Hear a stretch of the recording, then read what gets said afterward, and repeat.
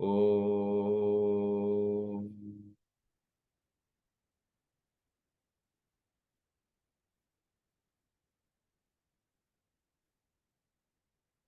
நாடிலும் நின் அடியே நாடுவன், நாள்தோறும் பாடிலும் நின் புகழே பாடுவன், சூடிலும் பொன்னாழி ஏந்தி நான் பொன்னடியே சூடுவேற்கு, என்னாகில் என்னே எனக்கு.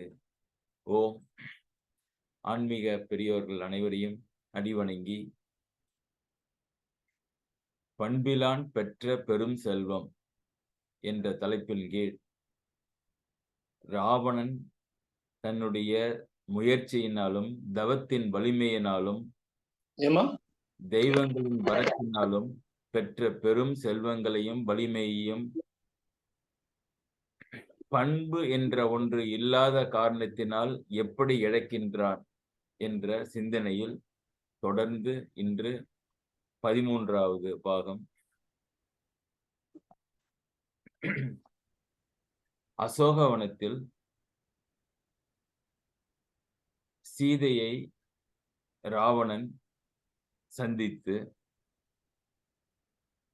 பலவாறாக முதலில் தன்னுடைய பெருமைகளை பேசி, பின்பு தன்னிடம் இருக்கும் செல்வங்களை காட்டி, பின்பு தனக்கு இருக்கும் அந்தஸ்தையும் அதிகாரத்தையும் காட்டி, இத்தனை தேவ மாதர்களை என்னுடன் இருக்கின்றார்கள், அவர்கள் என்னுடைய செருப்பை தூக்கி கொண்டு வருகின்றார்கள், இத்தனை பெண்கள் வைத்திருக்கின்ற நான் உன்னை நான் விரும்பி கேட்பது உனக்கு பெரும் பெருமையை தரும், உலகங்களையும் உன்னால் ஆட்சி செய்ய முடியும், என்னுடைய விருப்பத்திற்கு நீ சம்மதி என்று பலவாறாக சீதையை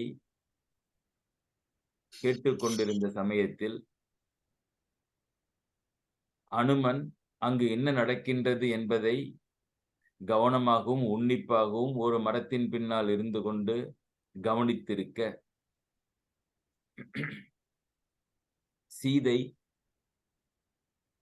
சிறிதும் மனம் கலங்காமல் ஒரு காட்டிலே அரக்கியர்களினுடைய மத்தியிலே தன்னந்தனி பெண்ணாக சிறை வைக்கப்பட்டிருந்த சமயத்திலும்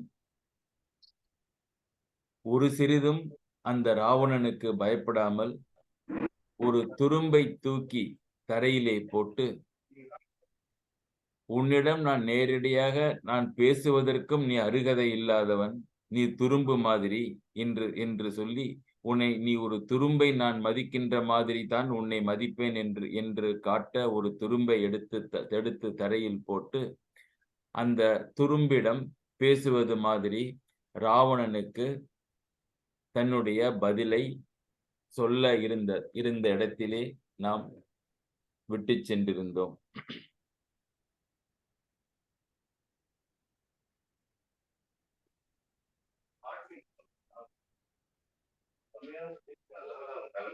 பெரும் வீரன் வீரன் என்று நீ பேசிக் கொண்டிருக்கின்றாயே, நீ என்னை பிடித்து தூக்கி கொண்டு வந்ததிலே எங்கே வீரம் இருக்கின்றது? உன்னுடைய வீரத்தை நீதான் புகழ்ந்து கொள்ளலாம். உண்மையிலே நீ வீரனாக இருந்தால் என்னுடைய கணவன் ராமனையும் என்னை காத்து நின்ற அந்த இலக்குவனையும் போரிலே சந்தித்து அவர்களை வெற்றி பெற்று பின்பு என்னை நீ கொண்டிருந்தால் அது உன்னுடைய வீரத்திற்கு சிறப்பு என்று நீ சொல்லிக் கொள்ளலாம்.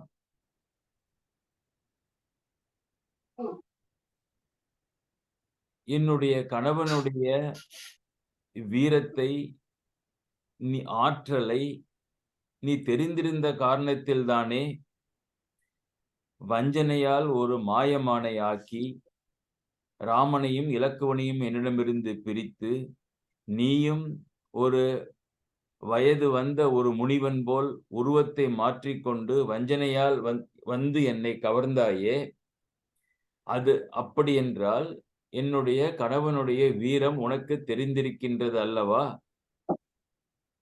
மேருவை உருவ வேண்டின், மேரு என்பது உலகத்திலேயே பெரிய மலையாக கருதப்படுகின்றது. உலகத்திலே இருந்தாலும் உலகத்தை தாங்கி நிற்கின்ற அளவுக்கு வலிமையுடைய மலை மேரு. அந்த மேருவினுடைய ஒரு பக்கத்திலே ஒரு துவாரத்தை போட்டு ஒரு அம்பினாலே வெளிப்பக்கம் அது அப்பக்கத்திற்கு கொண்டு வர வேண்டும் என்றால் மேருவை உருவ வேண்டின், அதை அந்த மலையை தொலைத்து செல்ல வேண்டும் என்றாலும் விண் பிளந்து ஏக வேண்டின், விண்ணை பிளந்து கொண்டு அதற்கும் அப்பால் போக வேண்டும் என்றாலும் விண் பிளந்து ஏக வேண்டின், ஈரேழ் புவனம் யாவும் முற்றுவித்திடுதல் வேண்டின், ஈரேழு 14 உலகங்களையும் முற்றுவித்துதல் என்றால் அழித்து விடுதல், அதற்கு ஒரு முற்றுப்புள்ளி வைத்தல், அது இனிமேல் இல்லாமல் இருக்க கடவது என்று காரியம் செய்விக்க வேண்டும் என்றாலும் மேருவை உருவ வேண்டின், விண் பிளந்து ஏக வேண்டின், ஈரேழு புவனம் யாவையும் முற்றுவித்து விடுதல் வேண்டின். யாரால செய்ய முடியும்? ராவணா, ஆரியன் பகழி வல்லது. ஆரியன் என்றால் என்னுடைய கணவன் ராமனுடைய பகழின்னா வில். அவனுடைய வில் அல்லவா இத்தனையும் செய்து முடிக்க வல்லது. அறிந்திருந்தும், நீ இதை தெரிந்திருந்தும் அறிவில்லாதவனாய் என்னை தூக்கி கொண்டு வந்து விட்டாயே. அறிந்திருந்தும் அறிவில்லாதாய் சீரிய அல்ல சொல்லி தலை 10 சிந்துவாயோ. அறிவில்லாமல் என்னை தூக்கி கொண்டு வந்தது மட்டுமல்லாமல் சிறப்பு இல்லாத சொற்களை எல்லாம் சொல்லி தலை 10 சிந்துவாயோ.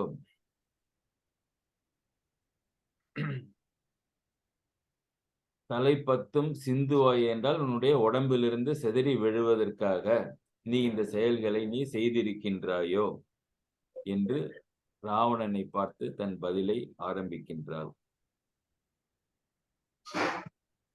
இதிலே அறிந்திருந்தும் என்னுடைய கணவனுடைய வீரத்தை நீ அறிந்திருந்தும் அறிவில்லாதனமாக என்னை கவர்ந்து விட்டாயே என்று சொன்னால் ராவணன் எங்கே அறிந்திருக்கின்றான் ராமனுடைய வீரத்தை என்றால், முதலில் திருமணம் ஆவதற்கு முன்னாலேயே இவனுடைய பாட்டி தாடகையை வதம் செய்தான் அந்த ராமன் தாடகை.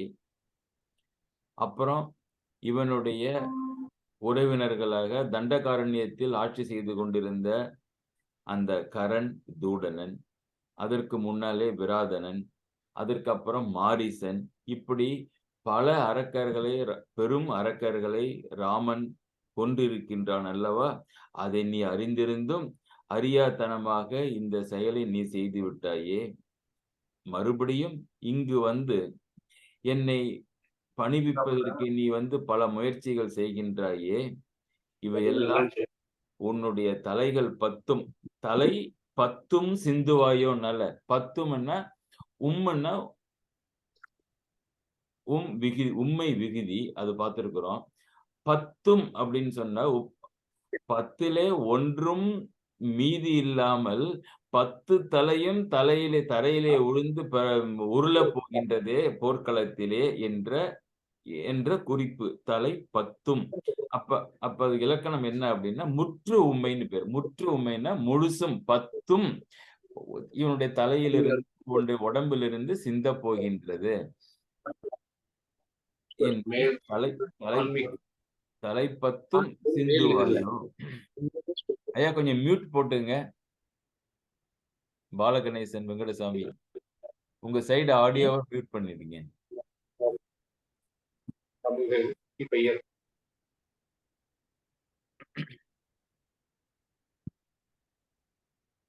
தொடர்ந்து now Sita has started teasing Ravanan.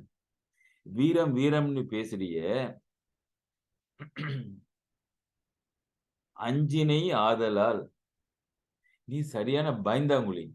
நீ பயந்த காரணத்தினால் தானே அஞ்சினை ஆதலால் ஆண்டகை அற்றம் நோக்கி அந்த என்னுடைய ராம இலக்குவர்கள் இருவரையும் என்னிடத்திலிருந்து வெளியே போகும்படி சூது செய்து, எதனால நீ அவர்களுடன் நேரிலே நின்று சண்டையிடுவதற்கு பயப்படுகின்றாய் என்ற காரணத்தில் தானே அஞ்சினை ஆதலால் ஆண்டகை அற்றம் நோக்கி வஞ்சனை மான் ஒன்று ஏவி, வஞ்சனையால் அந்த மாரீசனை மானுருவம் எடுத்துக்கொள்ள சொல்லி ஒரு சூதை நடத்தி, ஒரு நாடகத்தை நடத்தி, வஞ்சனை மான் ஒன்று ஏவி மாயையால் மறைத்து வந்தாய். அப்ப கூட உன்னுடைய உண்மை உருவத்தை நீ காட்ட பயந்து மாயையால் ஒரு முனிவனாக மறைத்து வந்தாயே. எங்கே இருக்கின்றது உன்னுடைய வீரம்? உஞ்சனை போது ஆகில் விடுதி. நீ இனிமேலாவது இந்த தவறுகள் எல்லாம் நிறுத்திவிட்டு பொழைத்துக் கொள்ளலாம் என்றால் என்னை இப்பொழுதே விடுதலை செய். உஞ்சனை போது ஆகில் விடுதி. உன் குலத்துக்கெல்லாம் நஞ்சினை எதிர்ந்தபோது நோக்குமேன் எனது நாட்டம். கடைசியா ஒரு கேள்வி கேட்டா. நீ உயிர் பொழைச்சுக்கலாம்னு பொழைத்துக் கொள்ள வேண்டும் என்று நினைத்தால் என்னை இப்பொழுது சிறையிலிருந்து விடுவித்து விடு. அவ்வாறு இல்லாமல் உன் குலத்துக்கெல்லாம் நீ ஒருவன் கிடையாது. இப்ப அழியப் போறது உன்னுடைய ராட்சச அரக்கர்கள் குலம் எல்லாமே. இந்த இலங்கையில் இருப்பவர்கள் எல்லாருமே அழியப் போகின்றார்கள். அப்படி உன் குலத்துக்கெல்லாம் நஞ்சினை, உன் குலத்துக்கெல்லாம் ஒரு விஷம் ஒன்று இருக்கின்றது. யார் அந்த விஷம்? என்னுடைய புருஷன் ராமன். அவனை போர்க்களத்திலே எதிர்த்து நிற்கின்ற பொழுது, ராவணா நோக்குமே நினது நாட்டம். அவன் பார்த்து உன்னை ஒரு கேள்வி கேட்கப் போறான். கரெக்ட்டா சீதா இஸ் பிரெடிக்டிங். என்ன? அந்த முதல் நாள் சண்டையிலே ராமன் ராவணனுடைய ஆயுதங்களை எல்லாம் அடித்து உடைத்து, அவனுடைய தேரை உடைத்து, தேர்ப்பாகனை உடைத்து, குதிரையை உடைத்து, வெறும் கையுடன் தரையிலே நிற்க வைக்கும் பொழுது, ராமன் ராவணனை பார்த்து கேட்கின்றான். அந்த இன்று போய் போர்க்கு நாளை வா என்ற ஒரு ஃபேமஸ் சேயிங் இருக்குல்ல. அத பார்க்க போறோம் டீட்டெயிலா. அப்ப அவனை பார்த்து கூப்பிடுகின்றான். ஆளையா நீ அப்படின்னு ஆரம்பிக்கிறார் ராமர். ஆளையா நீ என்றால், நீ இப்போ என்னிடம் தோற்றுவிட்டாய். நீ எனக்கு ஒரு ஆள், கைத்தடி ஆள், என்னுடைய கூலி ஆள் நீ, என்னுடைய சிறையில இருக்க வேண்டிய ஆள் நீ. ஆளையா நீ. ஆளையா நீ என்றால், நீ நான் இன்னும் உன்னுடைய அரியணையை கழட்டி உன்னுடைய தம்பிக்கு கொடுக்கவில்லை. இன்னும் சில நாட்கள் இருக்கின்றன. அதுவரைக்கும் ஏனோ நீ இலங்கை ஆட்சி செய்து கொண்டிருக்கின்றாய். அந்த மரியாதையை உனக்கு தருகின்றேன். ஆளையா நீ. 3வது ஒரு பொருள் இருக்கின்றது. சீதை இங்கே காட்டுகின்ற பொருள். என்ன பொருள் அப்படின்னா, அன்று நானும் இலக்குவனும் அந்த பர்ணசாலையில் இருந்தபொழுது, எங்களை எதிர்த்து சண்டையிட உனக்கு தைரியம் இல்லாத காரணத்தினால், மாரீசனை கொண்டு மாயமானாக்கி, எங்களை அங்கிருந்து இடத்தை விட்டு விலகச் செய்து, ஒரு பெண்ணை பிடிப்பதற்காக ஒரு முனிவர் வேஷம் போட்டுக்கொண்டு வந்தையே, உனக்கு வீரம் ஏதுமில்லையே, வெட்கமாக இல்லையா உனக்கு? ஆளையா நீ? நீ எல்லாம் ஒரு ஆணா? ஒரு ஆம்பிளையா? போருக்கு ஆயுதங்களை எடுத்துக்கொண்டு இங்கு வந்திருக்கின்றாயே, நீ எல்லாம் ஒரு ஆளா? ஆளையா நீ? என்று என்ற ஒரு ஏளன பொருள் ஒன்று அந்த வார்த்தை. இன்னும் அந்த வார்த்தைக்கு நிறைய பொருள்கள் இருக்கின்றன. நம்ம வெயிட் பண்ணணும். சண்டை நடக்கிற வரைக்கும் பார்க்கணும் அந்த இத. ஆளையா நீ ஞாபகம் வச்சுக்கங்க. அப்படி முதலிலே உன்னுடைய அரக்கர்கள் குலத்திற்கெல்லாம் நஞ்சாக வந்திருக்கின்ற என்னுடைய கணவனை நீ பார்க்கும் பொழுது, இப்ப நம்ம கேட்கிறோம்ல கொலோக்கியலா, உன் மூஞ்சிய எங்கே தூக்கி வைத்துக் கொள்ளப் போகிறாய்? அவர்களை நீ பார்த்தால் உனக்கு வெட்கம் பிடுங்கி திங்க வேண்டாமா? இவர்கள் முன்னால் இப்படி நிற்க வக்கில்லாத காரணத்தினால் தானே நான் மாயமான் மூலம் இவர்களை அந்த இடத்திலிருந்து விலக்கிவிட்டு சீதையை பற்றினேன். அவர்கள் நினைப்பார்கள் அல்லவா? அதை நினைத்து பார்ப்பார்கள் அல்லவா? அப்பொழுது உன்னுடைய கண் எங்கே நோக்கி இருக்கும் ராவணா? உன் குலத்துக்கெல்லாம் நஞ்சினை எதிர்ந்தபோது, உன் குலத்திற்கெல்லாம் நஞ்சாகிய அந்த ராம இலக்குவர்களை நீ எதிர்த்து நிற்கின்ற ஒரு நாள் வருகின்ற பொழுது, நோக்குமே நினது நாட்டம். உன்னுடைய பார்வை எதை நோக்கி இருக்கும்? நிலத்தை நோக்கி இருக்குமா? இல்லை வானத்தை நோக்கி இருக்குமா? நேருக்கு நேராக அவர்களுடைய கண்களை நோக்கி இருந்தால் அவர்கள் என்ன நினைப்பார்கள் என்பது உன் மனத்திலே தோன்றி, வெட்கி நீ சாக மாட்டாயா? நோக்குமே நினது நாட்டம் உன் குலத்துக்கெல்லாம் நஞ்சினை எதிர்ந்தபோது. இங்கே இந்த செய்யுளிலே ஒரு சிறப்பு இருக்கின்றது. குலத்துக்கெல்லாம் நஞ்சு. எது? அரக்கர்கள் குலத்திற்கெல்லாம் நஞ்சு. இவள் சொல்வது ராமனை. கரெக்ட். அவன் ஒருவனால் தான் அந்த அரக்கர்கள் குலம் அழிந்தது. ஆனால் உண்மையில் அரக்கர்கள் குலம் அழிந்ததற்கு ராமனா காரணம்? இல்லையே. அதற்கு ஒரு மூல காரணம், ஒரு ஆணிவேர் இருக்கின்றது. அது சீதை தானே. அத கரெக்ட்டா கிளாரிஃபை பண்ணுகின்றான் வீடணர், விபீஷ்ணன். போர் முடிந்து விட்டது. ராவணன் அடிபட்டு உயிரை இழந்து தரையிலே கிடக்கின்றான். என்ன இருந்தாலும் தம்பி விபீஷ்ணன் அண்ணன் மேல் இருக்கின்ற பாசம் உண்மையானது. ஓடிப் போய் அந்த அண்ணனை கட்டிப்பிடித்து அழுகின்றான். அந்த ராவணனை பார்த்து இறந்து கிடக்கின்ற ராவணனை பார்த்து விபீஷ்ணன் ஒரு சொல் சொல்கின்றான். அண்ணாவே, அண்ணாவே, உண்ணாதே உயிர் உண்ணாது ஒரு நஞ்சு. அண்ணா, விஷம் பாய்சன்னு ஒண்ணு இருந்ததுன்னா, அது எப்ப வேலை செய்யும்? அத எடுத்து நம்ப ஒரு பாட்டில திறந்து, அதுல 2 ஸ்பூன் எடுத்து நம்ம வாயில ஊத்தி முழுங்கினா தான், சாப்பிட்டு முடித்தால் தானே அந்த விஷமானது ஒருவனை கொல்லும். அப்படி உண்ணாமலேயே உயிரை உண்ணுகின்ற விஷம்னு ஒண்ணும் கிடையாது அண்ணா. உண்ணாதே உயிர் உண்ணாது ஒரு நஞ்சு. என்ன அழகு பாருங்க. உண்ணாதே, சாப்பிடாமலே உயிரை உண்ணாது ஒரு நஞ்சு. நஞ்சுன்னா சாப்பிட்டா தான் சாகும். கரெக்ட். ஆனால் அதுக்கு ஒரு எக்செப்ஷன் இருக்கு. Any rule is have an exception. Janaki என்னும் பெரு நஞ்சு உன்னை கண்ணாலே நோக்கவே போக்கியதே உயிர். அப்படி இருக்கிறப்ப உண்ணாதே, எந்த ஒரு விஷமும் ஒருத்தவனுடைய உயிரை உண்ணாது. ஆனால் ஜானகி என்னும் பெரு நஞ்சு, ஜானகி என்ற சீதை என்ற பெரு நஞ்சு உன்னை கண்ணாலே நோக்கவே. நீ முனிவர் வேஷம் போட்டுக்கிட்டு அந்த பர்ணசாலைக்கு வர, அப்ப உன்னால உள்ளே கூப்பிடுவதற்காக உன்னை நிமிர்ந்து பார்த்தாலே, அந்த பார்வையிலேயே நீ சாப்பிடலாம் வேண்டாம். அவள நீ தொடலாம் வேண்டியதில்ல. அவ உன்னை பார்த்தால்ல, அந்த பார்த்த பார்வையிலேயே, அண்ணா அவ உன்னுடைய உயிரை கொன்னுட்டா அப்பயே. ஜானகி என்னும் பெரு நஞ்சு உன்னை கண்ணாலே நோக்கவே போக்கியதே உயிர்.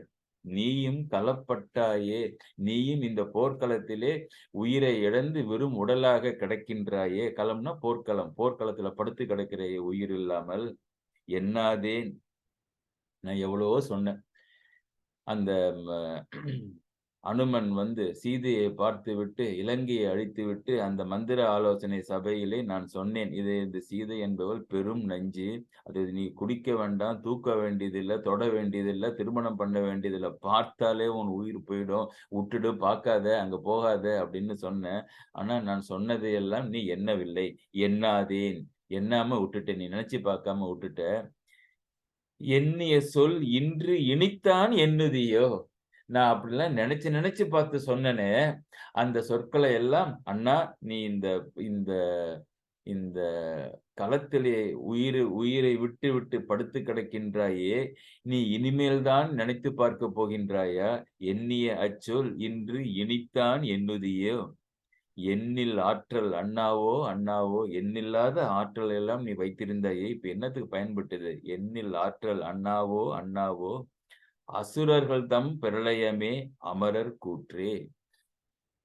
இங்க விபீஷணர் ரொம்ப சிறப்பான ஒண்ணு சொல்றாரு. தன்னுடைய அண்ணனை பார்த்து, இறந்து கிடக்கிற அண்ணனை பார்த்து வெதும்பி பேசுகின்ற பொழுது, அண்ணா, நீ வந்து அமரர்கள் என்றால் தேவர்கள்.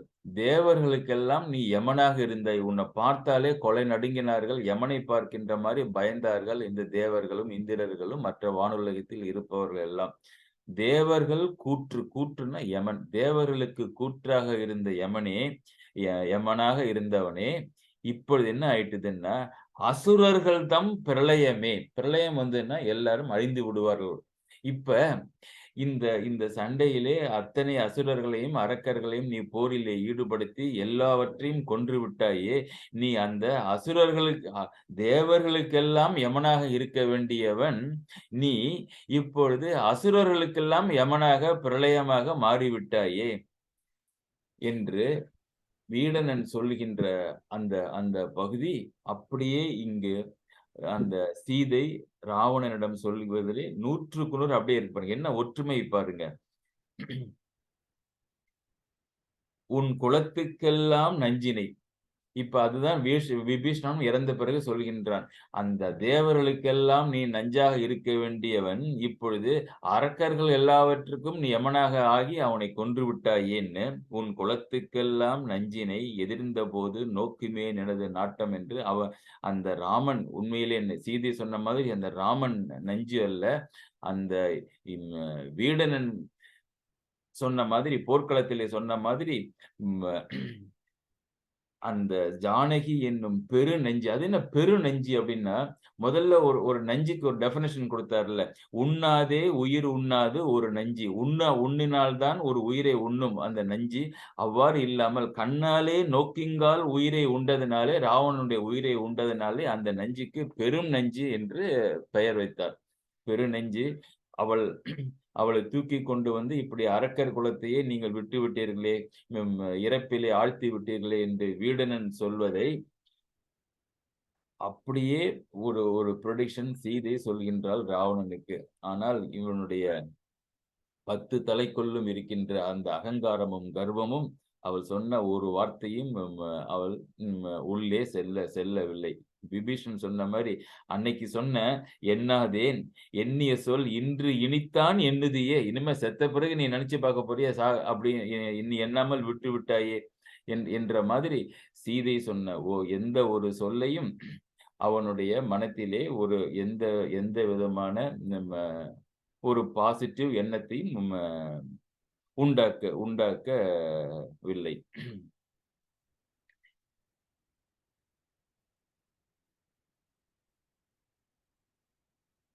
எண்ணாதான் எண்ணிய சொல் இன்று இனித்தான் எண்ணுதியேங்கிறதுக்கு இன்னொரு பொருளும் இருக்கு.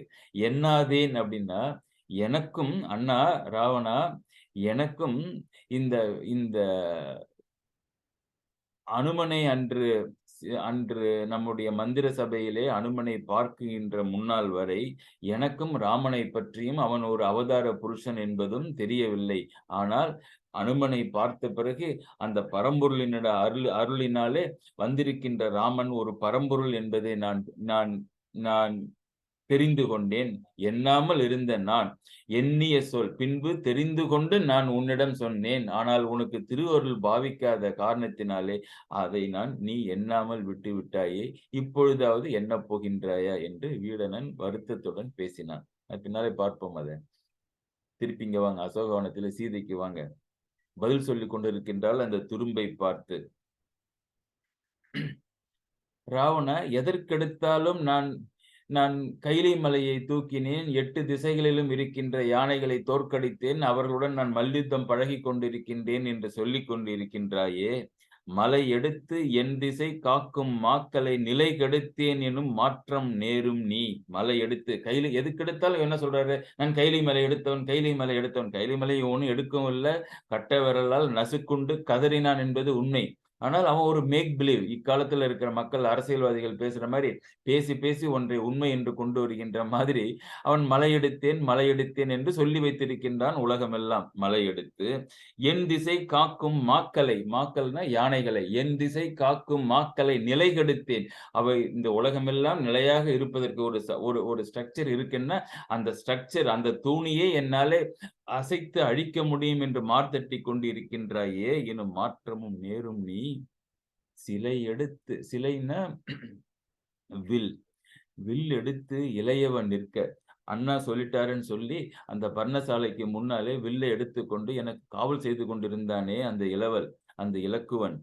சிலை எடுத்து இளையவன் நிற்க சேர்ந்திலைன்னா அவன் கூட ஒன்றுக்கு ஒன்று நேராக நின்று என்னுடன் போரிட எடு உன் வில்லை என்று எய்து உன் அம்பை என்று சொல்லி அவனுடன் சண்டை போடுவதற்கு நீ பயப்பட்ட. சிலை எடுத்து இளையவன் நிற்க சேர்ந்திலை, தலையெடுத்து இன்னமும் மகளிர் தாழ்தியோ. அங்க உனக்கு தைரியம் இல்ல, அதனால தானே என்னவோ நீ ஒரு பெண்ணு தான், நீ ஒரு பேட்டை பெண் அல்லவா, பெண்ணு மாதிரி தான் நீ பிஹேவ் பண்ணிருக்கிற. அதனால தலையெடுத்து உன் 10 தலையும் தூக்கிட்டு வந்து இன்னமும் மகளிர் தாழ்தியோ. இப்ப மகளிர்னா சீதை. அந்த சீதை என்னுடைய கால்களிலே அந்த 10 தலைகளையும் வைத்து கீழே விழுந்து வணங்கி கெஞ்சி கேட்கின்றாயே என்னுடைய அன்பை. அதனால் தானோ என்னவோ நீ வீரனாக இருந்தால் நீ என்னுடைய சிலை எடுத்து காத்து கொண்டிருந்த அந்த இளவலை நேரில் சந்தித்து போரிட்டு இருப்பாய். அப்படி நீ வீரனும் ஆண்மகனும் இல்லாத ஒரு பெண்ணாக இருந்ததால் தானோ இப்பொழுது ஒரு பெண்ணின் காலிலே நீ விழுகின்றாய். தலையெடுத்து இன்னமும் மகளிர் தாழ்தியோ? தலையெடுத்து இன்னமும் மகளிர் தாழ்தியோ அப்படின்னா, மகளிருக்கு முன்னால் தாழ்தியோ? சீதைக்கு முன்னால் நீ 10 தலைகளையும் வைத்து தாழ்ந்து வணங்கினாயோன்னு ஒரு பொருள். மகளிர் தாழ்தியோ அப்படின்னா, மகளிரைப் போல் நீ தாழ்ந்தாயோ? மகளிர்கள் தான் இப்படி செய்வார்கள். சண்டைக்கு செல்லாமல் ஒரு ஒரு பயம் இருக்கின்ற காரணத்தினாலே தாழ்ந்து போவார்கள். மகளிர் போல் அந்த ராம இலக்குவர்களை கண்ட போரிலே நீ எதிர்கண்டால் உன் ஆண்மையற்று வெட்கி போன காரணத்தினாலே பெண்களைப் போல தலைகளை குனிந்து கொள்வாயோ? மகளிர் தலையெடுத்து இன்னமும் மகளிர் தாழ்தியோ? வீரம் இல்லாத காரணத்தினாலே பெண்களைப் போல பெண்கள் மானத்தினால் கற்பின் காரணமாக தலை குனிந்து நிற்பார் என்றால், நீ மகளிர் தாழ்தியோ? அந்த மகளிர் போல அச்சத்தின் காரணமாக தலையை தலையை தாழ்ந்து நீ இங்கு வணங்கி என் முன்னால் கிடக்கின்றாயோ? நீ தாழத்தக்கவன், என்னுடைய கணவன் அவனே புருஷோத்தமன், வணங்கத்தக்கவன் என்று என்று குறித்தாள். அப்படியே ராவணனுக்கு பொங்கி வருகின்றது. இத்தனை பெரிய ஒரு ஒரு இன்சல்ட் அவனுடைய வாழ்க்கையிலே யாரும் அவனுக்கு அவன் எதிர்பார்த்ததே இல்லை. அவனுக்கு ஏதாவது ஒன்று வேண்டுமென்றால் அவன் யாரையும் போய் கேட்க வேண்டியதில்லை, கெஞ்ச வேண்டியதில்லை. அவனுக்கு உரியதாக அப்படியே தூக்கிக் கொண்டு வர வேண்டும் அவ்வளவுதான். கேட்பார் இல்லாமல் செய்தான். இப்ப அந்த புஷ்பக விமானத்தை நம்ம பார்த்தோம்ல. குபேர நாட்டிலே சென்று தன்னுடைய சகோதரனுடைய நாட்டிலிருந்து அதை பெற்றுக்கொண்டு அவன்ட்ட போய் கேட்டானா, எனக்கு வேணும்னு சொன்னானா? அவங்க கூட சண்டை போட்டானா? கிடையாது. எதை வேண்டுமானாலும், எங்கு வேண்டுமானாலும் அபகரித்து செல்கின்ற தன்மையையும், பழக்கத்தையும் உடைய அந்த ராவணனுக்கு, இப்பொழுதுதான் முதல் முதலாக தன்னுடைய வேண்டுகோள் ஒன்று நிராகரிக்கப்பட்டது மாத்திரம் கிடையாது. அப்படியே டிட் ஃபார் டட் மாதிரி அங்கிருந்து அத்தனை ஒரு அவச்சொல்லும், இன்சல்ட்டும் நடந்து கொண்டிருப்பது அவனால் ஜீரணிக்கவே முடியவில்லை. படுத்திருந்தவன் இப்பொழுது எழுந்திருக்கின்றான். சீதையின் கால்களில் அல்லவா கீழே கிடந்தான். இந்த இந்த சீதையினுடைய இந்த வார்த்தைகளை கேட்டு அப்படியே அவனுக்கு கோபம் வருகின்றது. வளர்ந்த தாளினன். தாள்னா கால்கள். வளர்ந்த தாளினன்னா நம்ம எப்பயுமே ஒரு ஒரு செய்யுள் படிக்கிறப்ப, வளர்ந்த தாள் என்னன்னா, ம ம நீண்டு வளர்ந்த தாள் அப்படின்னு அப்படின்னு படிக்கக்கூடாது. அதனுடைய என்ன பொருள்? அந்த சீனை நம்ம நினைச்சு பார்த்தா தான், அந்த அந்த வார்த்தையினுடைய பொருள் கிடைக்கும். வளர்ந்த தாள் என்ன அப்படின்னா, இப்பொழுது தரையோடு தரையாக படுத்து கிடந்த ராவணன், இப்பொழுது எழுந்து தன் கால்களினாலே எழுந்து நின்றதனாலே உயர்ந்த ராவணன், வளர்ந்த தாளினன், மாதிரம் அனைத்தையும் மறைவித்து அளந்த தோளினன். மாதிரம்னா திசை. இவனுக்கு எத்தன எத்தன ப ம தோள்கள் இருக்கின்றன? 10 தலை, 20 கைகள்னா 20 தோள்கள். அந்த 20 தோள்களும் என்ன மெலிசு கிடையாது. ஒண்ணொண்ணும் ஒரு மலை மாதிரி உருவத்தை உடையது.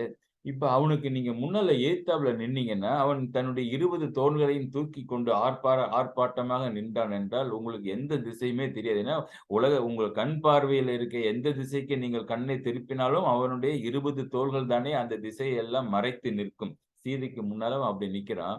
திசையே என்னன்னு தெரியல. மாதிரம் அனைத்தையும் மாதிரம்னா திசைகள். திசைகள் அனைத்தையும் மறைவித்து அளந்த தோளினன். அப்புறம் அளந்த தோளினன்னா ஒரு திசை எவ்வளவு டிஸ்டன்ஸ் இப்ப ஈஸ்ட்ல இந்தியாவுல எவ்வளவு தூரம் இருக்கு? வெஸ்ட்ல எவ்வளவு இருக்குன்னா, இவனுடைய தோள் எங்கே நிற்கின்றதோ அதுவரைக்கும் அதான் அது கிழக்கு, மேற்கும் என்று அந்த அந்த திசையினுடைய எல்லை வரை இவனுக்கு பறந்து பெரிதாக இருக்கின்ற அந்த தோள்கள். வளர்ந்த தாளினன், மாதிரம் அனைத்தையும் மறைவித்து அளந்த தோளினன், அனல் சொறி கண்ணினன். சீதை இந்த பேசின பேச்சுல அவ நம்ம இத்தனைக்கும் இன்னும் இவனுடைய கண்களை பார்த்து அவ பேசல. அந்த தூக்கி போட்ட துரும்பை பார்த்து பேசினா. அதுக்கே இத்தனை டிவாஸ்டேட்டிங் எஃபெக்ட் இவங்கிட்ட. அப்படியே கண்கள் எல்லாம் நெருப்பை கக்கின அனல் சொறி கண்ணினன். சொறின்னா அப்படியே கொட்டுது. அப்படியே நெருப்பு கொட்டுது அவன் கண்ணால பார்க்கிறப்ப. அனல் சொறி கண்ணினன். இவனுடைய கண்ணுல எவ்வளவு அனல் இருக்குங்கிறது நம்ம இவன் அனுமனை பார்க்கும்போது உச்சக்கட்ட கோபத்துல இருக்கின்றான். அந்த சமயத்துல அனுமனை ராவணன் பார்க்கின்ற கோபத்திலே, அந்த கோபக் கனல்ன்னு சொல்றோம்ல, அந்த நெருப்பு சுட்டு அனுமனுடைய உடம்பிலே இருந்த அந்த மயிர்கள் எல்லாம் பொசுங்கி அங்கே ஒரு நாற்றம் அடித்ததாம் அந்த அரண்மனை. அத்தனை கோபம் அவனுடைய கண்களிலே. அந்த மாரி பார்த்தான். அனல் சொரி கண்ணினன் அவளைப் பிளந்து தின்பேன் என்று உடன்று நின்றனன். நீ என்ன இவ்ளோ பேசுற? நான் இவ்ளோ சொல்லியும் நீ கேட்கவில்லையே! உன்னை அப்படியே பிளந்து, கிழித்து கைகளால் கிழித்து இப்பொழுதே உன்னை தின்று விழுங்குவேன் என்றான். சரி என்றான்ல. அப்ப ஒரு ஒரு அடி முன்னால தானே இவன் உட்கார்ந்திருக்கிறா அந்த அசோக மரத்தின் கீழ. நேரா போயி கைய புடிச்சு இவன் சொல்ற மாதிரி சீதா பிராட்டிய கிழிச்சு சாப்பிட வேண்டியது சாப்பிடல. ஏன்? ஏன் சாப்பிடல? அவளை பிளந்து தின்பேன் என்று உடன்று நின்றனன். கருகி கோபமா நிக்கிறான். அப்ப என்ன எழுதியிருக்கணும் கம்பன்? அவளை பிளந்து தின்பேன் என்று வேகமாக அவளை நோக்கி நடந்தான் தான் எழுதியிருக்கணும். நின்றனன் அப்படின்னு போட்டான். என்ன? கோபம் வருகின்றது. அவளை கொன்று தின்று விடலாம் என்று. ஆனால் உள்ளிருந்து எழுந்த அந்த பெரும் காதல் அவனை தடுத்து நிறுத்தி, நோ, நோ இவளை நாம் நாம் காதலித்து இவளுடன் நாம் வாழ வேண்டும் என்ற காமம் மிகுந்து சென்று அந்த கோபத்தை தடுத்து நிற்கின்றது. ஒரு போராட்டம் அவனுடைய மனத்திலே காமமா அல்லது கோபமா என்று. கோபம் தோற்று விடுகின்றது. கோபம் ஜெயிச்சிருந்ததுன்னா, இவ்வளவு சொன்னதற்கு அந்த துரும்பை மாதிரி தன்னை மதித்ததற்கு சீதை அவன் அங்கே கொன்று தின்றிருப்பான். நல்ல வேளையாக சீதை மேல் வைத்திருந்த காமம் அந்த கோபத்தை வென்றதனாலே அந்த அந்த கோபத்தை அடக்கிக் கொண்டான். அவளை பிளந்து தின்பேன் என்று உடன்று நின்றனன் தின்பதற்காக அடிபெயரான். அடிபெயரான்னா ஒரு காலடி கூட முன்னால் எடுத்து வைக்கல. ஏன்னா அவனுடைய காமம் பிடித்து இழுத்து அங்கேயே நிறுத்தி விட்டது. அடிபெயரான். என்ன ஒரு ஒரு subtle play of two emotions பாருங்க. அந்த காமமும் அந்த கோபமும். அடிபெயரான் கிளர்ந்த சீற்றமும் காதலும் எதிர் எதிர் கிடைப்ப எதிரெதிரே நின்று இப்ப ராவணனுடைய மனதிற்குள்ளே 2 பேர் சண்டை போட்டுட்டு இருக்காங்க. அதுவும் எதிரெதிராக சீற்றம். சீற்றம்னா கோபம். கிளர்ந்த சீற்றம். இப்ப திடீர்னு பிச்சுக்கிட்டு வந்ததில்ல அந்த சீதை சொன்ன சொற்கள்னால. அந்த சீற்றமும் உள்ளுக்குள்ளாரே இப்ப இத்தனை நாட்களாக வளர்ந்த அந்த காதல் இருக்கின்ற அந்த அந்த இதயமாம் சிறையில் வைத்தான்னு நம்ம பார்த்தோம்ல முதல்ல அந்த சூர்ப்பனகை சொன்ன பொழுதே, அப்பயே சிறையில் வைத்தான். சிறையில் வைத்த உடனே என்னாச்சு? அந்த வெயிலிலே வைத்த வெண்ணெய் போல் உருகினான்னு பார்த்தோம்ல. அந்த காதலும் அது உள்ளத்திலே தான் இருக்கு. இப்பொழுது எழுந்து நின்று வருகின்ற அந்த அந்த கிளர்ந்த சீற்றமும் ஆல்ரெடி உள்ளே இருக்கின்ற காதலும் எதிர் எதிர் கிடைப்ப எதிர்க்கே நின்று சண்டை போட கோபம் தோற்றது, காமம் ஜெயித்தது.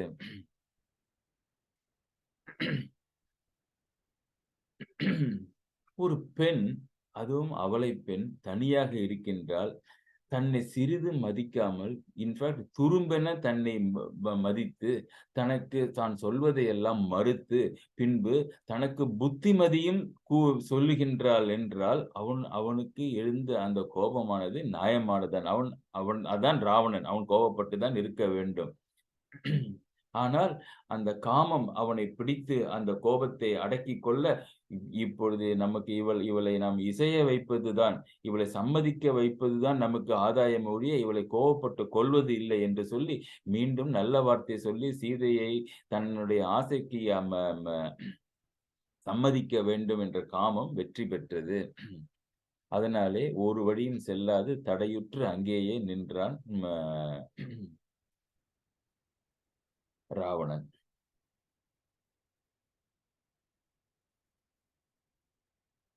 நல்ல வேளையாக இவன் ஒன்றை சிந்தனை செய்தான். என்ன சிந்தனை செய்தான்? இப்படித்தான் இது இது இது நடக்கும் என்று என்று நினைத்து, தன்னுடன் அழைத்துக் கொண்டு வந்திருந்த அந்த நீண்ட பரிவாரங்களையும், தேவ பெண்களையும், திலோத்தமை, ரம்பை போன்றவர்களையும், விளக்கிலிருந்து மணிகள், முத்துக்களை எல்லாம் எடுத்துக் கொண்டு வந்திருந்த அத்தனை பெயரையும் அவன் தள்ளி நிற்க வைத்துவிட்டு தான் மாத்திரம்தானே அந்த அவன் அவன் தனியாக வந்திருந்தான். இந்த இந்த இந்த பேச்சு மற்றவர்களுக்கு தெரியாமல் போனாலும், இவன் என்னதான் இப்படி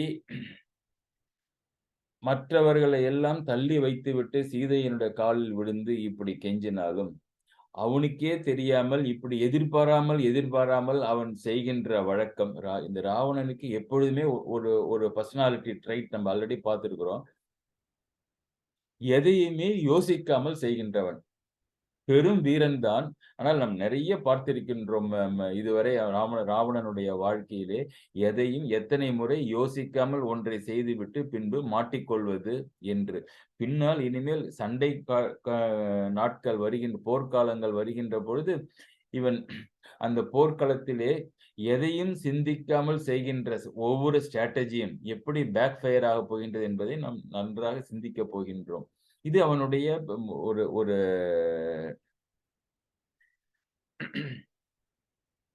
ஒரு ஒரு ஒரு பர்சனாலிட்டி. இந்த தரையிலே விழுந்து கெஞ்சுவதை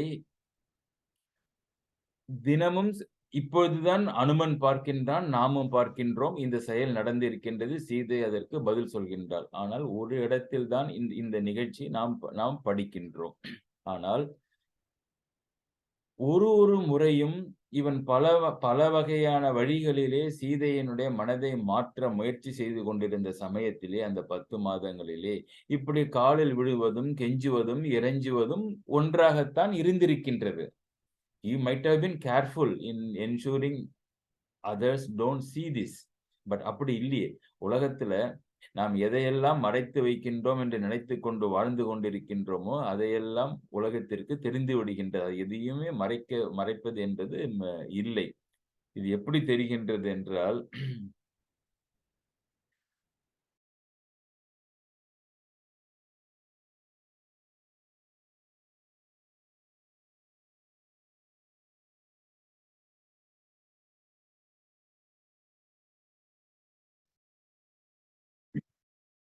நன்றி.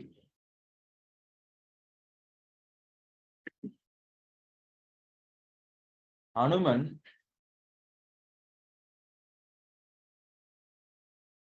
சீதையை பார்த்து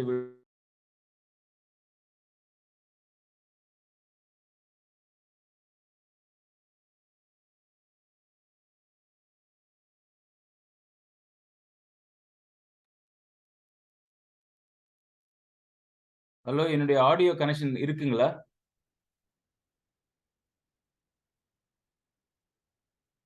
இப்ப கேக்குது. Okay okay.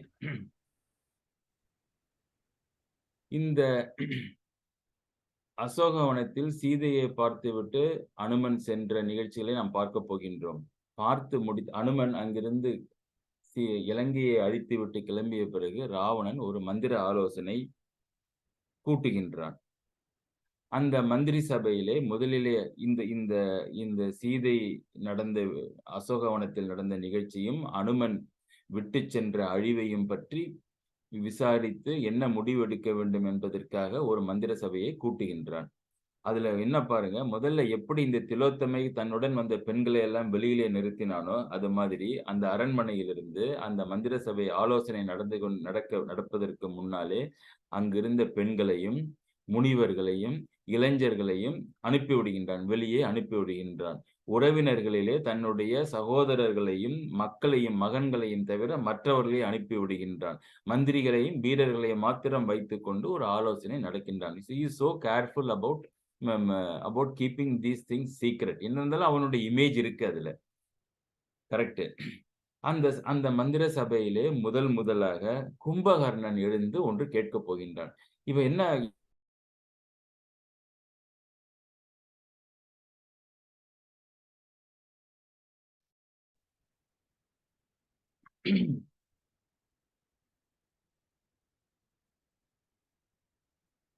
நாம் எல்லாம் இப்படி பெரிய அமைச்சர்களாகவும் வீரர்களாகவும் இலங்கைக்கு அரசனாகவும் வீற்று இருக்கின்ற பொழுது போயும் ஒரு அல்ப குரங்கு இத்தனை மதில் சுவர்களையும் தாண்டி கொண்டு இத்தனை பெரிய அரண்களை எல்லாம் தாண்டி கொண்டு இயற்கையாக இருக்கின்ற கடலையும் தாங்கி கொண்டு இலங்கை நகரிலே வந்து யாரும் புக முடியாத அசோகவனத்திலே புகுந்து அங்கே அரக்கிகளின் மத்தியிலே காவல் வைத்திருக்கின்ற சீதையை சந்தித்து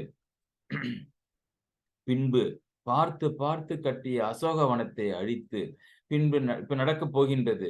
என்னுடைய என்னுடைய நம்முடைய பஞ்ச சேனாதிபதிகளையும் கிங்கரர்களையும் சம்புமாலியையும் மற்றும் அரக்கர்களின் பெரும்பகுதியை அழித்து என்னுடைய கடைசி கடைக்குட்டி அக்ஷயகுமரனை கொன்று பின்பு இலங்கை மாநகருக்கே தீ வைத்துவிட்டு நாம் எல்லாம் உட்கார்ந்து பார்த்து கொண்டிருக்கும் பொழுதே இலங்கையிலிருந்து தப்பி கடலை தாண்டி சென்று விட்டதே ஒரு குரங்கு. நமக்கெல்லாம் அந்த குரங்கு ஒரு பெரும் பழியையும் பாவத்தையும் ஆக்கி சென்று விட்டது. இன்னும் சும்மா உட்கார்ந்திருக்கின்றீர்களே, நாம் ஏதாவது செய்ய வேண்டாமா என்று தன்னுடைய மந்திரிகளையும் வீரர்களையும் தட்டி எழுப்பி பேசுகின்றான் ராவணன். இவன் தான் பழி பார்க்கலாம், பழி பார்க்காமல் காலிலே விழுந்தவன். இப்பொழுது இப்பேற்பட்ட பழியை ஒரு குரங்கு நமக்கு செய்துவிட்டு சென்று விட்டது, இன்னும் நாம் பேசாமல் அமர்ந்திருக்கலாமா என்ற முறையிலே அந்த மந்திர ஆலோசனையை ஆரம்பிக்கின்றான். Is a class manipulator with words and with emotions and in appeals. எல்லாரும் இது அவன் சொல்வதை ஒரு ஒரு ஒரு ஒரு ஒரு வழியில் பார்த்தால் சரியாகத்தானே இருக்கின்றது என்று, இதற்கு ஏதாவது நாம் செய்ய வேண்டுமே என்று எல்லோரும் நினைத்து கொண்டிருக்கின்ற பொழுது கும்பகர்ணன் எழுந்தான். கும்பகர்ணன் ராவணனுடைய அடுத்த தம்பி. யாராவது ஒருவர் எதிர்த்து பேச முடியும் என்றால் அந்த சமயத்திலே ராவணனை போல் சரியான அதே அளவு வீரமுடையவன் அவனுடைய சகோதரன் என்ற பல போர்களிலே கும்பகர்ணன் ராவணனுக்கு உதவியாக இருந்து வெற்றி வாய்ப்பு கொடுத்திருக்கின்றான். பல போர்களை கும்பகர்ணனே நடத்தி வெற்றியை கொடுத்திருக்கின்றான் தன்னுடைய அண்ணனுக்கு. அதனாலே கும்பகர்ணன் எழுந்தான்.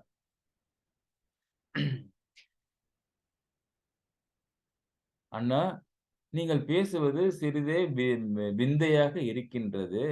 போயும் போயும் ஒரு குரங்கு நமக்கு ஒரு தீரா பழியை அரக்கர்கள் நாட்டின் மேலும் அரசன் மேலும் நம் மீதும் உண்டாக்கிவிட்டு சென்று விட்டது என்று சொல்கின்றீர்களே, நினைத்து பாருங்கள், ஒரு குரங்கா இந்த பழியை உண்டாக்கியது அண்ணா அப்படின்னு. ராவணன் திரும்பி பார்க்கிறார். என்ன சொல்றான் தம்பி அப்படின்னு. நல் நகர் அழிந்தது என நாணினை.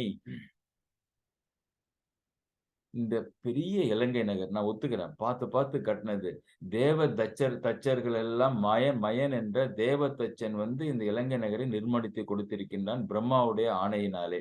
அப்பேற்பட்ட அந்த நகர் நல்ல நகரம். இதற்கு ஒரு ஒரு ஒரு கம்பாரிசனே இல்லை எந்த உலகத்திலும். அப்படிப்பட்ட நகரை இந்த குரங்கு அழித்து விட்டது என்று நீ இப்பொழுது வெட்கப்படுகின்றாயே. நல் நகர் அழிந்தது என நாணினை.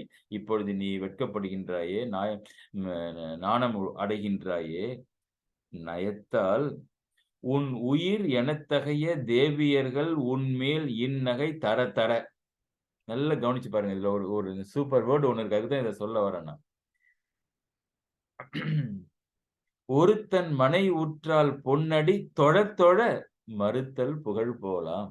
என்ன அண்ணா, நீ இப்ப சீதைக்கு எவ்வளவோ தீங்கு செஞ்சிருக்கிற. ஒரு அவள் ஒரு அயலார் பெண், இன்னொருத்தவனுடைய மனைவி. அவளுடைய விருப்பத்திற்கு மாறாக தூக்கி கொண்டு அதுவும் சண்டையும் செய்யாமல் வஞ்சகமாக தூக்கி கொண்டு அசோகவனத்திலே வைத்திருக்கின்றாய். நாள்தோறும் ராத்திரியிலே அங்கே சென்று அவள் காலிலே விழுந்து கெஞ்சுகின்றாய். அவளை மிரட்டுகின்றாய். அரக்கியர்களை வைத்துக் கொண்டு நயவஞ்சமாக பேசி அவளை சம்மதிக்க வைக்கின்றாய்.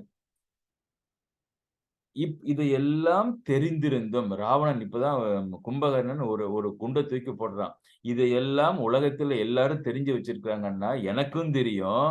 நீ என்னமோ அங்க சீதையை பார்த்து அவ காலில் விடுறப்ப அந்த பெண்களை எல்லாம் நீக்கி வைத்து விட்ட, யாருமே கண் தொலைவில் இல்லாமல் அகற்றி விட்டு அப்புறம் தான் நீ இதெல்லாம் பண்ணினேன்னு நினைச்சிட்டு இருக்கிறிய, யாரும் பார்க்க மாட்டாங்கன்னு நினைச்சிட்டு இருக்கிறிய. உன் அரண்மனையில் இருக்கின்ற நீ சொல்கின்ற அல்லவா 3000 4000 தேவிமார்கள் உன்னிடம் இருக்கிறார்கள் உன்னுடைய அரண்மனையிலே, உன் கண் பார்வைக்கு காத்து கிடக்கின்றார்கள் என்கின்றாயே. அவர்களால் எனக்கு ஒரு பயனும் இல்லை, எனக்கு வெத்தலை பாக்கு மடிப்பதற்கு தான் அவர்கள் நான் பயன்படுத்துகிறேன் என்று பீற்றிக் கொள்கின்றாயே.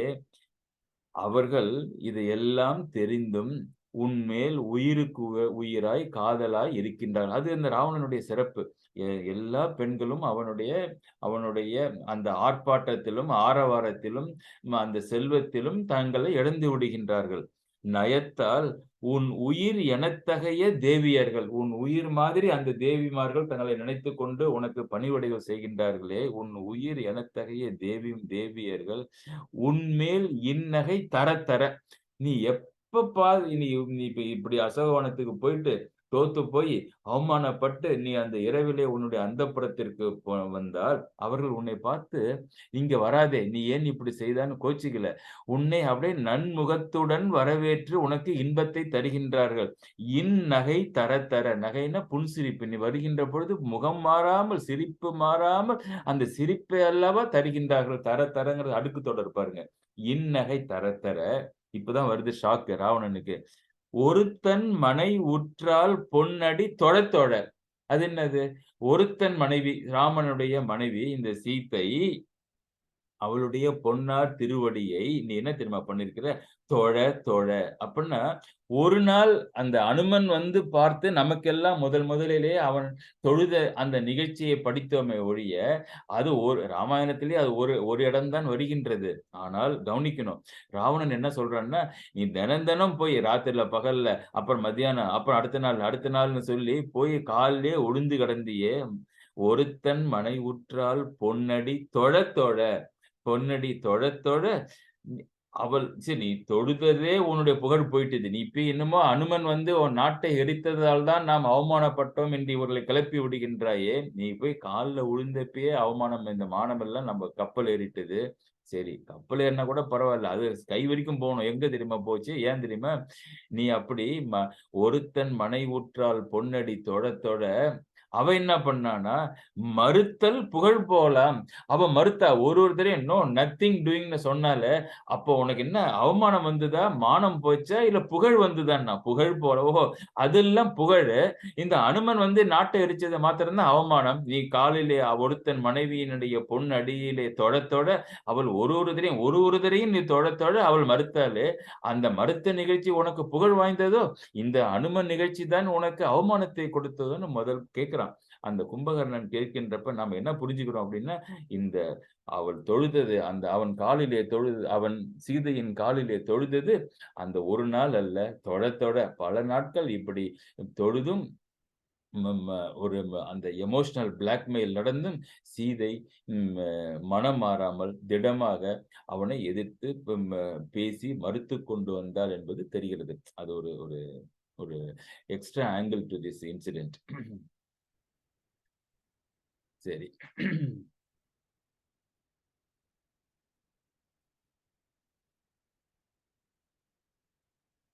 ராவணன் வந்த காரியம் நடக்காத காரணத்தினாலே அந்த அரக்கியர்களை பார்த்து சீதையை மிகவும் துன்புறுத்தி இன்னும் 30 நாட்களுக்கு உள்ளாக எனக்கு அடிபணிய வையுங்கள் என்று சொல்லிவிட்டு கோபமாக அங்கிருந்து அவன்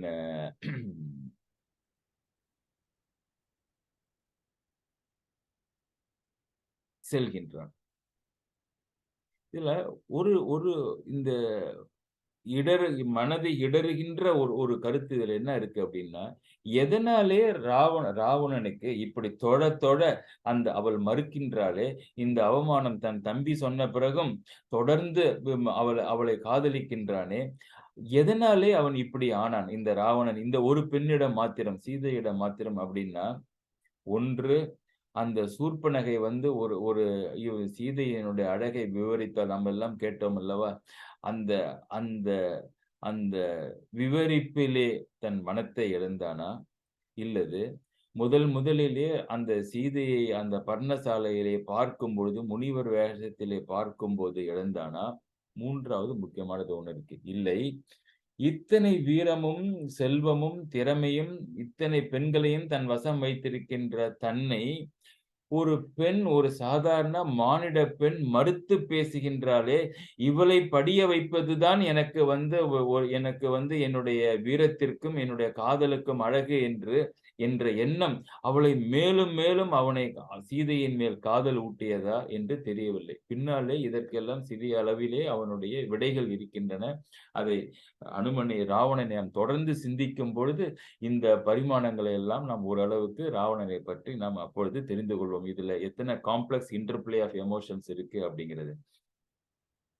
சரி.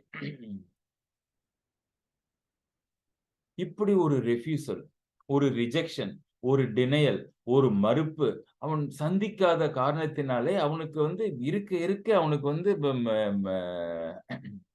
துடிக்கின்றான். எனக்கு இப்படி ஆகிவிட்டதே, என்னை ஒரு பெண் மறுக்கின்றாளே என்று என்று என்று எண்ணி ம் பயமுறுத்தி, புத்திமதி சொல்லி, ஆசை காட்டி, பல வகைகளிலும் அவனால் அவனால் சீதையின் மனதை மாற்றுவதற்கு முயற்சி செய்கின்றான். மற்றவர் அரக்கிகளுடைய உதவியும் எடுத்துக்கொண்டு செய்கின்றான். நடக்கவில்லை. திரும்பி சென்று விட்டான். இப்பொழுது இந்த கதையை பார்ப்போம். ராவணனை பின்தொடர்ந்து நாம் செல்வதற்கு அனுமன் வழியாக செல்ல வேண்டும். அனுமன் ராவணன் சென்றவுடன் சீதை தற்கொலை செய்வதற்கு எண்ணிய பொழுது அதை ராமா என்ற நாமத்தை சொல்லி தடுத்து நிறுத்தி கையில் இருக்கின்ற மோதிரத்தை அவளுக்கு கொடுத்து நான் உன்னுடைய கணவனுடைய தூதன் என்று நிலைநாட்டி பார்த்ததற்கு அடையாளமாக சீதையிடமிருந்து ஒரு மோதிரத்தை பெற்றுக்கொண்டு ராமன் நன்றாக இருக்கின்றான், 30 நாட்களுக்குள்ளாக சீதை என்னை வந்து மீட்க வேண்டும், இல்லையேல் நான் மீண்டும் இறந்து விடுவேன் என்று சீதை சொல்ல 30 நாட்கள் என்ன, கண்டிப்பாக உங்களை நான் இப்பொழுதே தூக்கி கொண்டு ராமனிடம் கொண்டு போய் சேர்ப்பேன், ஒரு நொடியிலே கொண்டு போய் சேர்ப்பேன் என்று சீதையிடம் சொல்ல சீதை அதற்கு உலகம் நான் உன்னுடைய முதுகில் மேல் ஏறினால் உன்னையும் நீ அனுமன் என்று தெரிந்திருந்தும் உன்னையும் ஒரு ஆண்மகன் என்று என்று நம்முடைய செயலை பழிக்குமே, அதனால என்னுடைய கணவன் வந்து என்னை மீட்பதுதான் சரி என்று என்று என்று சொல்லி என்னுடைய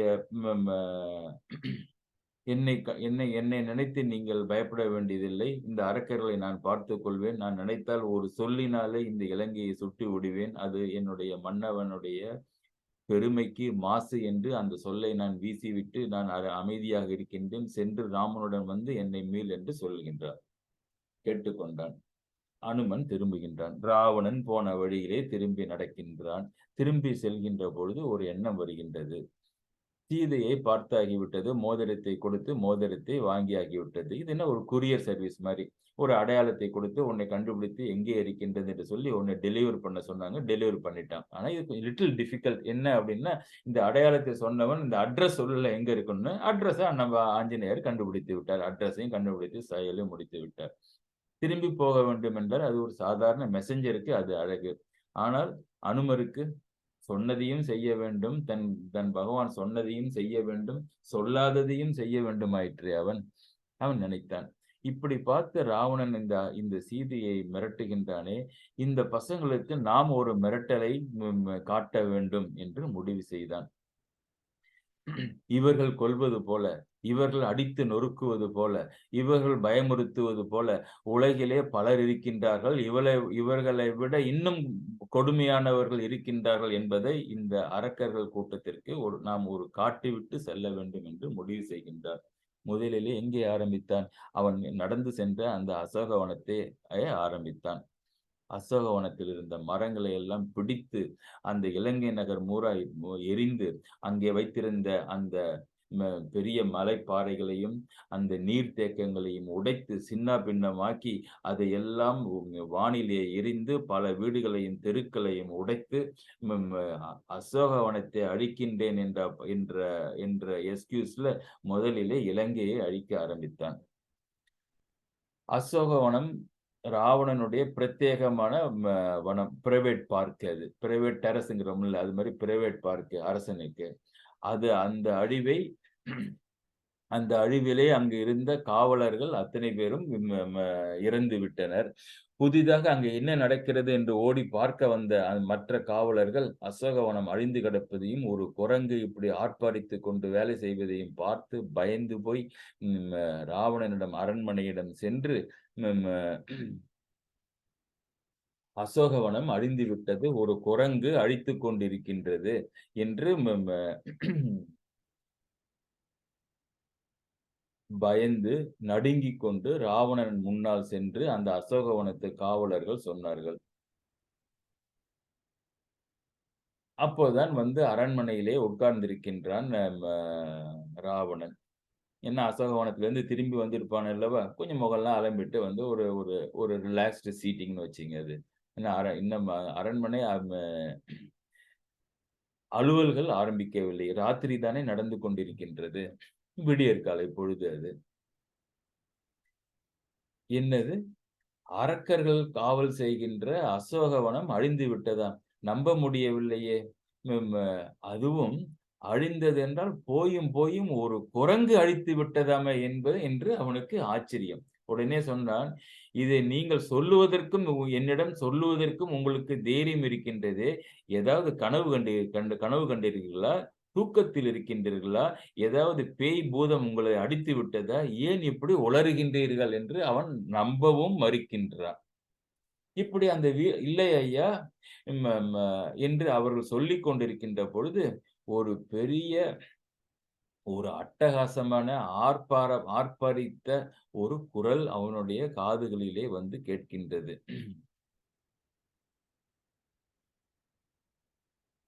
அப்படியே ப ப கொஞ்சம் சிறிதே எழுந்து அமர்ந்தான் அந்த குரலைக் கேட்டு. அந்த குரலைக் கேட்டவுடன் கொஞ்சம் ஆச்சரியப்பட்டான், கொஞ்சம் பொறாமைப்பட்டான். என்ன இப்படி ஒரு குரலா? இலங்கை நகரிலே நாம் இது மாரி கேட்டதில்லையே! என்று திகைப்பையும், இப்படி ஒரு குரல் ஒன்று இருக்கின்றதா என்றே சிறிதளவு அச்சமும் ஊட்டியது அந்த ராவணனுக்கு அந்த குரலை கேட்டவுடன். அந்த குரல் தான் first warning signal from Hanuman to Ravanan. இந்த கதை அசோகவனத்திலே ஒரு குரங்கு அழித்துக் கொண்டிருக்கின்றது என்ற கதை அளவிலே, அந்த கதையையும் நம்ப முடியவில்லையே என்று நினைத்துக் கொண்டிருந்த ராவணனுக்கு, இது என்னடா புது கதை! இப்படி ஒரு குரல் வேறே கேட்கின்றதே என்று என்று ம ம நினைக்க, அப்பொழுது அந்த காவல் காவல் வீரர்கள், "மன்னரே, நீங்களே வந்து அசோகவனத்திலே பாருங்கள் அந்த குரங்கை. நாங்கள் பொய் சொல்லவில்லை. பொய் சொல்வதற்கு எங்களுக்கு தைரியம் இருக்குமா தங்களிடம் பொய் சொல்வதற்கு?" என்று கேட்க, சிரித்தான் ராவணன். என்ன ஒரு குரங்கை பார்ப்பதற்காக 3 உலகங்களையும் ஆட்சி செய்கின்ற ராவணன் வருவானா? அது அவனுக்கு இழிவு என்று சொல்லி முதலிலே கிங்கரர்கள் என்ற படை வீரர்கள். கிம்கரர்னா ம் ஒன்றை ஒன்றை அவர்களிடம் செய்ய வேண்டும் என்றால், இதை செய் என்று அவர்களை கூப்பிட்டால், அவர்கள் என்ன பண்ணுவாங்கன்னா, எதற்கு என்ன முதலிலே ஓடி வருவார்கள். எதற்கு என்னை கூப்பிட்டீர்கள்? அதை செய்வேன் என்று சொல்வார்கள். அடியாட்கள் மாதிரின்னு வச்சுக்கங்களேன், கிங்கரர்கள். அந்த கிங்கரர்கள் கூட்டம் அது லட்சக்கணக்கான கூட்டம் அந்த அவனுடைய படையிலே. அந்த கிங்கரர்கள் கூட்டத்தை கூப்பிட்டு, அந்த ஏதோ ஒன்று ஒரு குரங்காம் அதுவும் அசோகவனத்தை அழித்துக் கொண்டிருக்கின்றதாம். சென்று அதை பிடித்து வாருங்கள் என்று உத்தரவு இடுகின்றான். புல்லிய முறுவல் தோன்ற அந்த சத்தத்தை கேட்டு, புல்லியன்னா சிறிய அளவிலே, முறுவல் தோன்ற ஒரு முகத்திலே ஒரு இளநகை தோன்ற, முறுவல் தோன்ற, பொறாமையும் சிறிது பொங்க.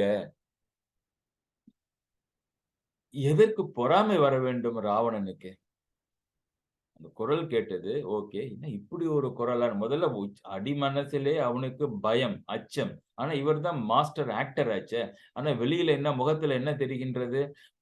முறுவல். ஆனா இந்த உள்ளே வேற ஒன்று வைத்துக்கொண்டு, வெளியே வேற ஒன்று ஆடுகின்ற இந்த கபட நாடகத்தை அனுமன் தெரிந்து கொள்கின்றான். அதற்கு தகுந்த மாரி அவன் பேசுகின்றான். அவனுக்கு தெரியாதது எதுவும் கிடையாது. இப்ப இந்த இந்த இந்த கிங்கரர்கள் முன்னாலே நான் ஒன்னும் பயப்படவில்லை. அது ஏதோ ஒரு குரங்கு, ஏதோ அசோகவனத்தை அழித்து விட்டதுங்கிறாங்க. நான் நம்பவில்லை. நீங்கள் சென்று பாருங்கள் என்ற அளவிலே அவனுடைய முகத்திலே முறுவலைத்தான் காட்டுகின்றான். என்ன ஒரு மாஸ்டர் ஆக்டர் பாருங்க. புல்லிய முறுவல் தோன்ற, பொறாமையும் சிறிது பொங்க. பொறாமை எதற்கான்னு கேட்டேன். எதற்காக பொறாமைன்னா, இவனுக்கு பேரே வந்து தசமுகன்னு பேரு. தசமுகன்னா 10 முகங்களை உடையவன். தசானன், தசகிரீவன், 10 கிரீடங்களை உடையவன். இந்த தலைகள் 10ஐ வைத்து தான் இவனுக்கு பெயர் இருந்தது. இந்த கைலை மலையை தூக்குறேன்னு ஒரு சீன போட்டு, சிவபெருமானுடைய திருவடியிலே பெருவிரலால் நசுக்குண்டு ம் பல வருடங்களுக்கு சிவபெருமானை நோக்கி பாடி, உலகமெல்லாம் கேட்க சத்தமாக இவன் கதறி கேட்க, சிவபெருமான் அருள் பாலித்து இவனுக்கு உரக்க கத்திய காரணத்தினாலே 7 உலகங்களுக்கும் இவன் குரல் சென்ற காரணத்தினாலே ராவணன் என்ற பெயரையும், சந்திரகாசன் என்ற ஒரு வாளையும் கொடுத்தான்னு பார்த்தோம். அப்ப சப்தமாக கத்துவதற்கு இவனை தவிர வேறு ஆள் இல்லை என்று ராவணன் என்று சிவபெருமானே பெயர் வைத்த பொழுது, அத்தகைய 7 உலகங்களையும் கிடுகிடுக்க வைக்கின்ற சப்தத்தை செய்கின்ற அந்த ராவணனே பயந்து போகின்றபடி இப்படி ஒரு குரலை கேட்டதனாலே, இப்படியும் ஒரு குரல் என்னை இல்லாமல் இன்னொருத்தனுக்கு இருக்கின்றதா என்று அவனுக்கு சிறிதே, அதுவும் குரங்குக்கு இருக்கின்றதா என்று பொறாமையும் அவனுடைய மனத்திலே தோன்ற, புல்லிய முறுவல் தோன்ற, பொறாமையும் சிறிது பொங்க, எல்லையில் எல்லையில் ஆற்றல் மாக்கள் எண்ணிறந்தாரை AV, எண்ணிறந்தன்னா கணக்கற்றவர்கள், thousands and thousands of கிங்கரர்கள். அவர்களுக்கு ஆற்றல் என்னன்னா எல்லையில் ஆற்றல். எதை வேணாலும் செய்வார்கள். லிமிட்டே கிடையாது. ஒரு 100 பேரை அடிக்கலாம். அதுக்கு மேல அடிக்க முடியாது. இல்ல 1000 பேரை அவனால அடிக்கலாம். 100 மலையை தூக்கலாம். 1000 மலையை தூக்கலாம். அப்படி பவுண்ட்லெஸ் எனர்ஜி இருக்கிற அந்த மக்களை, கிங்கரர்களை, அதுவும் கவுண்ட்லெஸ் சோல்ஜர்ஸை கூப்பிட்டு எல்லையில் ஆற்றல் மாக்கள் எண்ணிறந்தாரை ஏவி, இங்கதான் நுட்பமா கவனிக்கணும். என்ன இன்ஸ்ட்ரக்ஷன் கொடுத்தான் ராவணன்னா, ராவணனுடைய நேச்சர் பாருங்க, ரசிக்கலாம் நம்ம. வல்லையின் அகலா வண்ணம் வானையும் வழியையும் மாற்றி கொல்லலீர் குரங்கை நொய்தீன் பற்றுதீர் கொணர்தீர்னா. இது எப்படி படிக்கணும் அப்படின்னா, கடைசியில இருந்து படிக்கணும். இன்ஸ்ட்ரக்ஷன்ஸ் அந்த டைம்ல அவனுக்கு அந்த இன்ஸ்ட்ரக்ஷனை சொல்லுகின்ற பொழுது ரொம்ப பிரில்லியண்டா தான் சொல்லியிருக்கிறான். கொணர்தீர், கொணர்தீர்னா கொண்டு வாங்கள். அந்த குரங்கை பிடித்து என்னிடம் இந்த அரண்மனைக்கு கொண்டு வாருங்கள்னு சொன்னான். அந்த கிங்கரர்களை பார்த்து. கரெக்ட். கடைசி வார்த்தை கொணர்தீர் என்றான். கொண்டு வாருங்கள் என்றான். கொண்டு வருவதற்கு முன்னால நீங்க என்ன பண்ணணும் அப்படின்னா, பற்றுதீர். புடிச்சாதானே, அப்ப என்ன சொல்லிருக்கணும்? புடிச்சு அந்த குரங்க புடிச்சு இங்க கொண்டு வாங்கன்னு சொல்லணும் இல்லையா? அப்ப பற்றுதீர்னா முதல்ல அந்த போய் குரங்க புடிங்க. பற்றுதீர் கொணர்தீர். முதல்ல போய் குரங்க புடிங்க, இங்க கொண்டு வாங்கன்னா. அது மாத்திரம் இல்ல. நொய்தீன்னாரு. நொய்யின்னா சின்னது. நீங்க நொய் அரிசின்னு பார்க்கிறோம்ல, சின்னது. நொய்தீன்னா மென்மையாக, மெலிசாக, கொஞ்சம் மிருதுவாக, கொஞ்சம் மென்மையாகன்னு அர்த்தம். நொய்தீன்.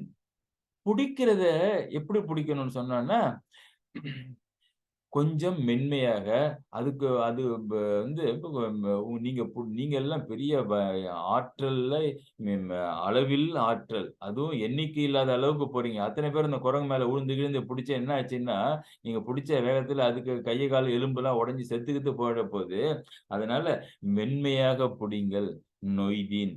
அப்படி புடிக்கிறதுக்கு முன்னால நீங்க அத மென்மையா புடிக்கிறதுக்கு முன்னால அது உங்களோட கையில படலன்னா தாவி கீவி குதிச்சிட்டு இருக்கும். நீங்க கல்ல கில்ல போட்டு மரத்தால போட்டு அடிச்சு கொன்னுடாதீங்கடா.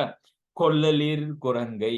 ரிவர்ஸ் பாருங்க. கொல்லலீர் குரங்கை நொய்தீன் பற்றுதீர் கொணர்மீன் என்றார்.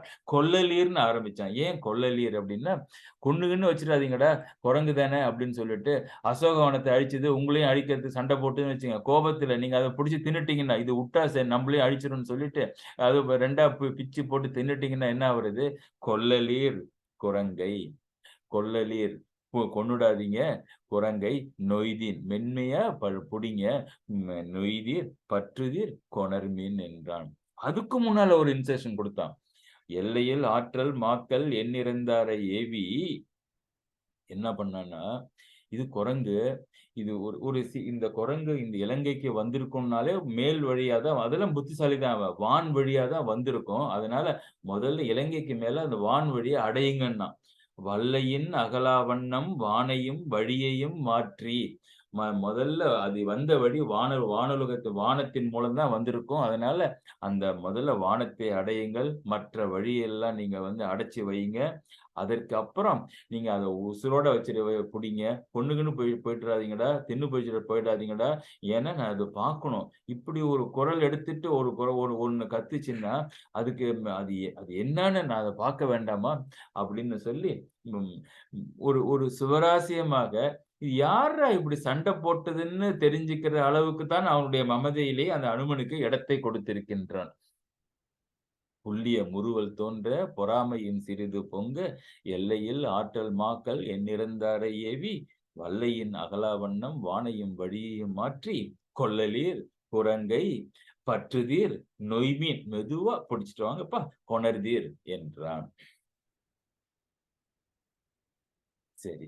இந்த கிங்கரர்கள் கூட்டம் இப்ப நம்ம அங்க அனுமன் அவரு சார் என்ன பண்றாரு நம்ம பார்க்க முடியாது. என்னன்னா, அது வந்து சுந்தரகாண்டம் பார்த்தோம்னா பார்க்கலாம். ஆஞ்சநேயரை சிந்தனை செய்தால் பார்க்கலாம். நம்ம சிந்தனை எல்லாம் இப்ப வந்து ராவணன் என்பதனாலே, ராவணன் ஸ் உடன் நடக்கின்ற நிகழ்ச்சிகளிலே ஒரு பாத்திரம் வந்தால், அந்த அளவுக்கு தான் நம்ம அந்த பாத்திரத்தை நம்மால் இங்கே சிந்திக்க இயலும். அப்படிதான் ராவணனும், குபேரனும் பார்த்தோம். ராவணனும் வாலியை பார்த்தோம். ராவணனும் கார்த்தவீர்யார்ஜுனனையும் பார்த்தோம். ராவணனும் சீதையும் பார்த்தோம். ராவணனும் கும்பகர்ணனும் பார்த்தோம். ராவணனும் சூர்ப்பனகையை பார்த்தோம். எங்கெல்லாம் ராவணன் வருகின்றானோ, அந்த நிகழ்ச்சிகளே வருகின்றவளைத்தான் நாம் ராமாயணத்திலே சிந்திக்க இயலுமே ஒழிய, தனிப்பட்டு இன்னொரு நிகழ்ச்சியை நாம் சிந்திப்பதற்கு இந்த நமக்கு காலம் வந்து ம் இ இடம் இல்லை இந்த இந்த நிகழ்ச்சியிலே. ராமருக்கு இது சாரி ஹனுமருக்கு இந்த கிங்கர்கள் கூட்டம் வந்தது ஒரு என்னடா இது ஒரே சமயத்துல நமக்கு இவ்வளவு பெரிய டிஃபனா சாப்பாடா என்று அவர்கள் எல்லாம் ஒரு ஒரு அறிவு இல்லாத கடைநிலை வீரர்கள் வந்து எதனுடன் நாம் மோதுகின்றோம் என்று தெரிந்து கொள்வதற்கு முன்னாலேயே அந்த கிங்கரர்கள் கூட்டத்தை போட்டு பார்த்து விட்டார் நம்முடைய ஆஞ்சநேயர். அங்க ஒரு பெரிய ஒரு உடைந்து போன ஒரு ஒரு தூணில் மேலே அமர்ந்து கொண்டு, அடுத்தது யார் என்று தன் உடம்பில் இருக்கிற இரத்தத்தை கூட பார்க்காமல், கிங்கரர்கள் கூட்டத்திற்கு அடுத்தது யார் வருகின்றார்கள் என்று சிரித்தவுடன் பார்த்துக் கொண்டிருக்கின்றார். இந்த நொய்தீன் பற்றிதர் ஒருத்தவங்க கூட அந்த அனுமனை அவங்க பார்க்க கூட முடியல. ஒண்ணு பின்னால ஒண்ணு எல்லாம் வந்ததும், இவ கீழே விழுந்து இறந்ததும் தான் நடந்த நிகழ்ச்சி. கண் இமைக்கும் நேரத்திற்குள்ளே முடிந்து விட்டது. அடுத்தது ராவணன் சம்புமாலியை அனுப்புகின்றான். சம்புமாலி என்பவர் ராவணனுடைய மாமன் மகன். அப்பா அமைச்சரா இருக்கிறாரு. அவனுடைய மகன் அம்மாஞ்செய்ங்கிறோம்ல. அந்த சம்புமாலி பெரிய வீரன். அவனை கொல்கின்றான் அனுமர். எப்படி கொன்னார் அப்படின்னா, அப்படியே சம்புமாலி பெரிய தேரிலே இந்த கிங்கரர்கள் காலாட்படை வீரர்கள். சம்புமாலி அப்பா அமைச்சர், ராவணனுக்கு மாமா பையன். பெரிய தேரிலே வருகின்றான். அந்த தேர் தட்டிலே போய் குதிக்கின்றான் அனுமன். என்ன குதித்தது தேர் தட்டை இப்படி உடைகின்றது என்று தெரிவதற்கு முன்னாலேயே அந்த தேர் தட்டிலே இருந்தபடியே அவனுடைய கையிலே இருந்த வில்லை பிடுங்கி அந்த வில்லுக்கும் நாணுக்கும் இருக்கின்ற இடையிலே அந்த சம்புமாலையினுடைய கழுத்தை வைத்து அப்படியே அந்த வில்லை உடைத்து திருத்தி ஒரு இழுப்பு இழுக்கின்றான். அந்த நாணிலே அறுபட்டு அலறிய வண்ணம் அவனுடைய தலை 10, 20 கிலோமீட்டர் தள்ளி எங்கேயோ இலங்கை நகரிலே கொண்டு போய் விழுந்தது. அலறியபடி வானத்திலே அந்த சம்புமாலையினுடைய தலை. அடுத்து ராவணன் பஞ்ச சேனாதிபதிகளை அனுப்புகின்றான். பஞ்ச சேனாதிபதிகளையும் அனுமன் கொள்கின்றான். அடுத்து அக்ஷய குமாரன் என்ற கடைசி பையன்.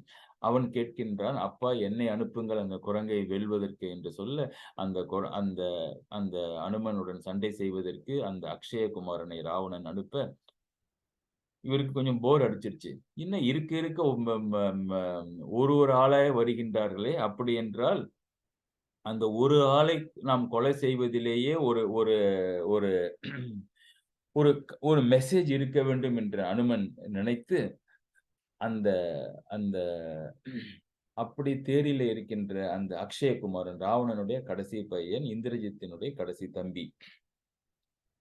அவனை அப்படியே தூக்கி கொண்டு இலங்கை தரையிலே நின்று அவன் கையிலே அனுமன் அந்த அக்ஷயகுமாரனை கையிலே சும்மா ஒரு பந்து மாதிரி பிடித்து, பொம்மை மாதிரி பிடித்து,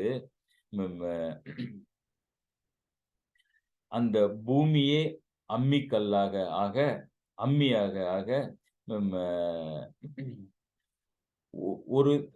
ஒரு கையாலே தலையையும் ஒரு கையாலே அவனுடைய காலையும் பற்றி கொண்டு இந்த அம்மி அரைக்கின்ற பொழுது அப்படியே தரையிலே தேய்க்கின்றான் அந்த உடலை.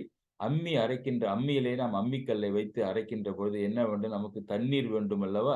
அப்படி அரைக்கும் பொழுது அவனுடைய உடம்பிலிருந்து சிந்துகின்ற இரத்தமே அந்த அம்மியிலே ஊற்றப்படுகின்ற தண்ணீர் இரத்தமே அரைக்கும் பொழுது தெளிக்க பயன்படும் நீராக ஆக, அந்த போர்க்களமே அம்மிக்கல்லாக அரைக்கும் போது வந்து விழுகின்றது துண்டுகள். அந்த மாதிரி அந்த அக்ஷயகுமாரனுடைய உடம்பில் இருக்கின்ற தசைகள் எல்லாம் பிய்த்து கொண்டு அரிசிகளாக கீழே விழ, அவனுடைய உடலையே இந்த குழவி கல்லாக கொண்டு தனது கையாலே தேய்த்து அப்படியே ஒழித்தான். இல்லாமல் ஒழித்தான். தசைப்பிண்டமாக ஆக்கினான் ராவணனுடைய மகனை. அப்படியே செய்து போகின்றது. ம ம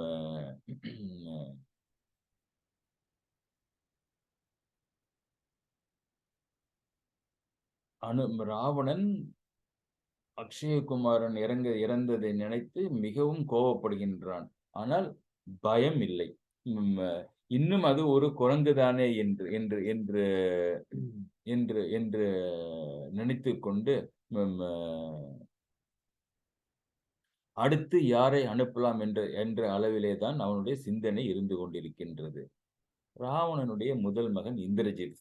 ஆக்சுவலா அவனுடைய பெயர் வந்து மேகநாதன் என்று பெயர். இந்திரனை போரிலே வென்ற காரணத்தினாலே பிற்பாடு அவனுக்கு இந்திரஜித் என்ற பெயர் வந்தது.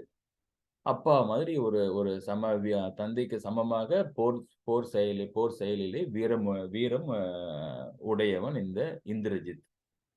அவனுக்கும் இந்த செய்தி செய்கின்றது. இப்ப இந்த இந்திரஜித்துக்கும் அவனுடைய ராவணனுக்கும் ஒரு கான்வர்சேஷன். அதை நாம் பார்க்க வேண்டும். இந்திரஜித்துக்கு முதல்ல செய்தி தெரிய அவனால் நம்பவே முடியவில்லை. அந்த அக்ஷயகுமாரனும் பெரும் வீரன். கடைக்குட்டி என்பதை தவிர அவனும் பெரிய வீரன். அப்படிப்பட்ட ஒரு வீரன் பஞ்ச சேனாதிபதிகள், சம்புமாலி, கிங்கரர்கள் இப்படி இத்தனை பேர் அழித்தது ஒரு குரங்கா என்று அவனுக்கு புரியாமல் இருக்கின்றது. ஆனால் தம்பி இறந்த காரணத்திற்காக அழுகின்றான் இந்திரஜித்.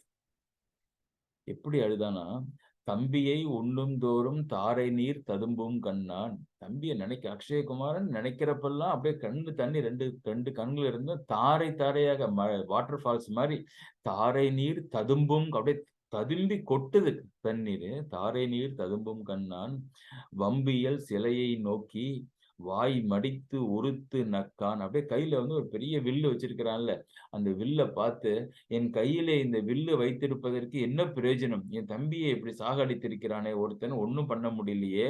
வம்பியல் சிலையை நோக்கி வாய் மடித்து உறுத்து நக்கான். கொம்பியன் மாய வாழ்க்கை குரங்கினால் குரங்க ஆற்றல் எம்பியோ தேய்ந்தான் எந்தை புகழன்றோ தேய்ந்ததென்றான். கொம்பியன் மாய வாழ்க்கை. கொம்புன்னா உங்களுக்கு தெரியும், மரத்துல இருக்கிற கிளைகளுக்கு கொம்புன்னு. கொம்பை உடைச்சிட்டு வாங்கன்னு சொல்றோம்ல. குரங்கு எங்க இருக்கும்? ஆஃப்டர் ஆல் ஒரு குரங்கு, ஆஃப்டர் ஆல் ஒரு மரத்து மேல ஒரு கிளையில ஒரு ஓரத்துல உட்கார்ந்துருக்கும், ஒரு கொம்புல உட்கார்ந்துருக்கும். கொம்பு இயல் மாய வாழ்க்கை. ஒரு மாயம்னா நிலையில்லாதது. இந்த ஒரு குரங்கு ஒரு மேக்சிமம் ஒரு எத்தனை வருஷம் இருக்கும்? சில நாள்கள் இருந்துட்டு வயசாகி செத்து போறது. அது வசிக்கிற இடமே வெறும் மரம். கொம்பு இயல் மாய வாழ்க்கை. வெறும் மரத்திலே இருந்து கொண்டு நிலையில்லாத வாழ்க்கையை, அது நிலையான இடமும் கிடையாது, கிளைக்கு கிளை தாவுறது. கொம்பு இயல் மாய வாழ்க்கை குரங்கினால், அப்படி வாழ்கின்ற ஒரு குரங்கினாலே குரங்கா ஆற்றல். குரங்கான்னா இந்த இடத்துல குரங்கான்னா குறையாத ஆற்றலுடைய குரங்கா ஆற்றல் எம்பியோ, குறையாத ஆற்றலுடைய என்னுடைய தம்பி இந்த குரங்கினாலே தேய்ந்தான். தேய்ந்தான்னா என்ன? இப்ப அவனுக்கு செய்தி போயிருக்கு. ஒரு அம்மிக்கல்ல ஒரு அம்மிக்கல்ல வச்சு ஒரு தேய்ச்சி அவனை கசக்கி அனுமன் போட்டான் தரையில அப்படிங்கிற செய்தி அங்கே எல்லாருக்கும் பரவி இருந்த காரணத்தினாலே குரங்க ஆற்றல் எம்பியோ தேய்ந்தான். தேஞ்சது, அப்படி தரையில போட்டு தேஞ்சது என்னுடைய தம்பியா? இல்லை, எந்தை புகழன்றோ தேய்ந்தது என்றான். என் தந்தையுடைய புகழன்றோ தேய்ந்தது என்று சொல்லி வேகமாக தன்னுடைய தந்தையை கூப்பிட இந்திரஜித்து ராவணனை சந்திக்கின்றான். அப்பாவுக்கும் பையனுக்கும் ஒரு சந்திப்பு பாருங்க. இப்படி நம்முடைய புகழெல்லாம் தேய்ந்து விட்டதே என்று முதலிலே இந்திரஜித் நினைத்தாலும் அது first thought. Indrajit is very sure. அப்பா மாதிரி கிடையாது. அப்பாவுடைய ஸ்டாண்டர்ட் மிஸ்டேக்கை எதையுமே தீர ஆலோசிக்காமல் ஒரு செயலை செய்ய ஆரம்பித்து விடுவது. இந்திரஜித் அப்படி இல்லை.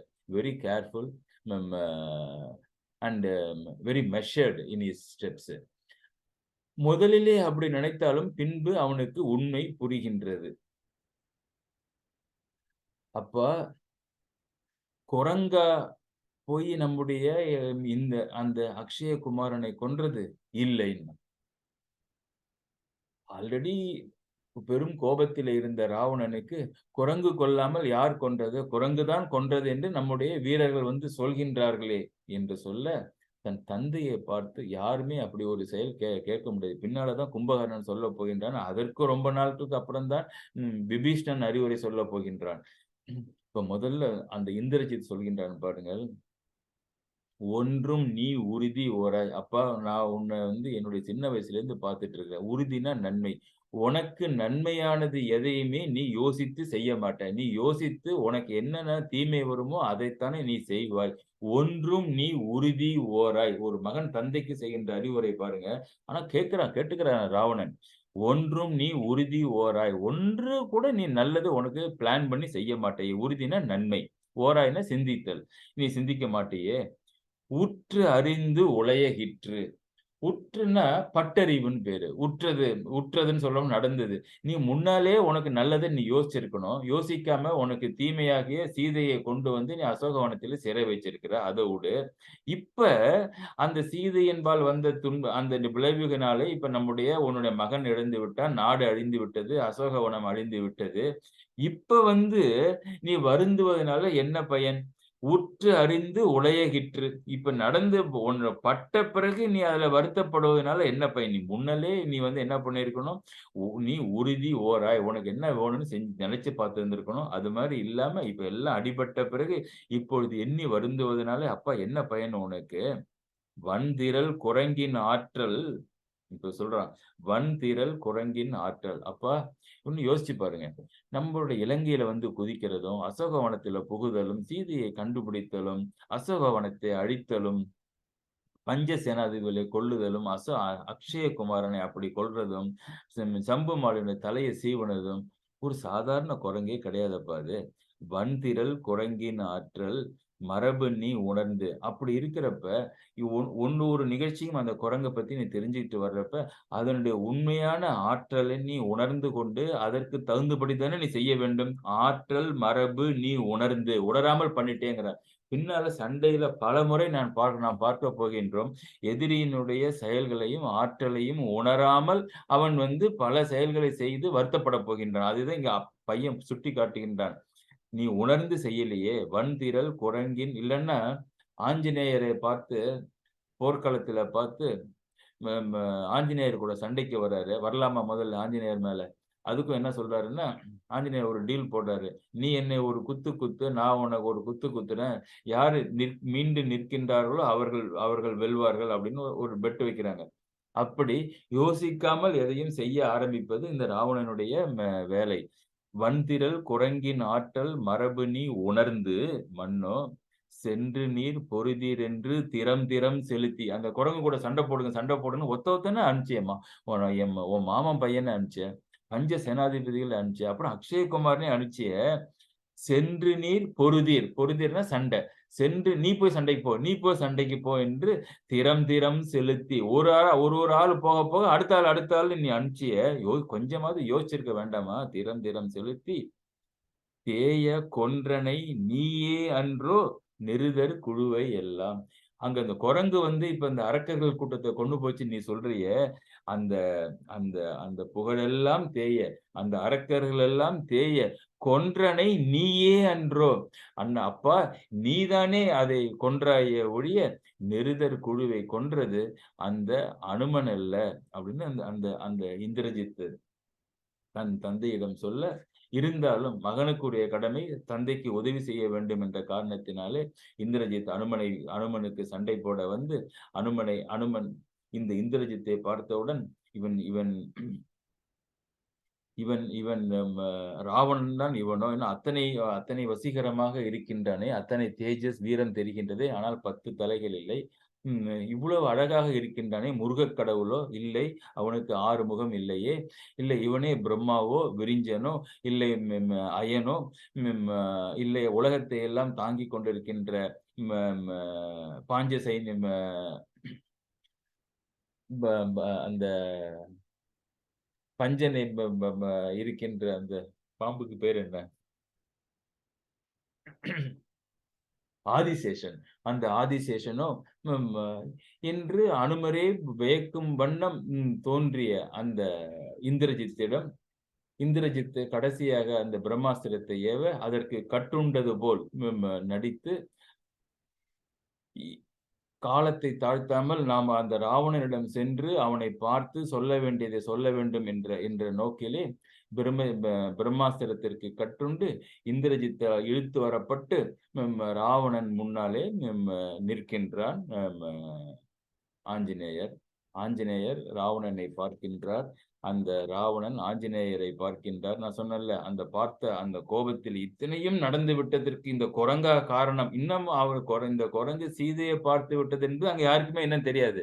அசோகவனத்தை அழித்ததிலிருந்து தான் அனுமன் தன்னை யார் என்று வெளிக்காட்ட ஆரம்பித்திருக்கிறானே ஒழிய, சீதையை பார்த்தது அவனுக்கு யாருக்கும் தெரியாது. அது அங்கே அரக்கியர்களுக்கும் தெரியாது. என்னன்னா, அவர் ஒரு மந்திரத்தை சொல்லி அவர்களெல்லாம் கண்மூட வைத்து விட்டார். அப்ப இந்த அசோகவனத்தை அழித்ததிலிருந்து நடந்த நிகழ்ச்சிகள் எல்லாம் நினைத்து பார்த்த அந்த ராவணன் இந்த குரங்கா அது என்று பார்த்த பார்வையிலேயே அனுமனுடைய ரோமங்கள் எல்லாம் அப்படியே சுட்டு பொசுங்க அத்தனை கோபமாக நம்முடைய ராவணன் அனுமனை பார்க்க, அனுமன் அதற்கெல்லாம் அசருவான ஆனானப்பட்ட அந்த இலக்குவன் உலகத்தை ஆதிசேஷனுடைய அவதாரம் அத்தனை கோபமாக கிஷ்கிந்தைக்கு வருகின்றார். அண்ணாவுக்கு சொன்னபடி இந்த சுக்ரீவன் எங்கே தன்னுடைய வீரர்களை அழைத்துக் கொண்டு சீதையை தேடுவதற்கு வரவில்லையே, அப்படியே அழித்து விடுகின்றேன் என்று அப்படியே கோப கனலாக அந்த இலக்குவன் வர, அப்படியே எரிகின்ற நெருப்பிலே ஒரு சொட்டு தண்ணீரை போட்டு அமுக்கி அந்த நெருப்பை அடித்த மாதிரி தாரையை கொண்டு அந்த கோபத்தை பொசுக்கினவன் அனுமன். அவனுக்கு தெரியாத ஸ்ட்ராட்டஜி. சிரித்து கொண்டே நிற்க ராவணன் அனுமனை பார்த்து கேட்கப் போகின்றான். என்ன கேட்டான்? அனுமன் என்ன விடை கொடுத்தான்? அவர்களுக்கு இடையே நடந்த அந்த கான்வர்சேஷன் எப்படி போயிற்று என்பதை வருகின்ற ஞாயிற்றுக்கிழமைகளிலே தொடர்ந்து சிந்திப்போம் என்று சொல்லி, இத்துடன் இன்றைய நிகழ்ச்சியை பூர்த்தி செய்து உங்களுடைய கருத்துக்களை கேட்பதற்கு ஆவலாக அமர்கின்றேன். நன்றி, வணக்கம். வணக்கம் சார். CS ராஜ். வணக்கம் சார். இன்னைக்கு ஜாயின் பண்ண முடியல சார். ஸ்பேட் ஆஃப் கெஸ்ட் வந்துட்டாங்க. ஓ, சரி. அதனால இப்பதான் லாஸ்ட் 15 மினிட்ஸ் தான் நான் கேட்டேன். அப்புறம் நீங்க அனுப்புனீங்களா ஃபுல்லா கேட்கிறேன். சரி. நான் அனுப்புறேன். ஓகே. நன்றி.